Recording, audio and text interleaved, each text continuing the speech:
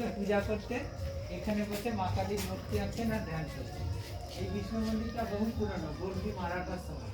ওই গর্জি মারাঠাদের যখন এখানে লুটপাট করতে আসতো, এরা জমিদার ছিল তো, এই কামারপুকুরে এরকম অনেক মন্দির আছে যার নিচে আন্ডারগ্রাউন্ড আছে। ওদের আক্রমণের ভয় থেকে সোনা দানা মহিলাদের রাখা সেই জায়গায়। এই নিচে তলা, এই দুতলা, এই নিচে ঘর আছে আর এই উপরতলাও ঘর আছে।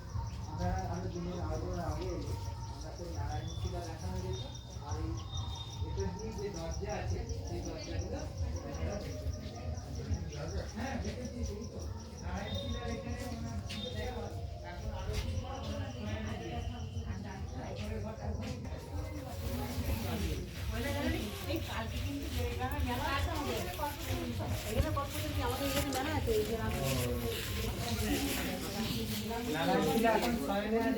আমার সকালবেলা আর এই যে ঘরের মাঝখানে যে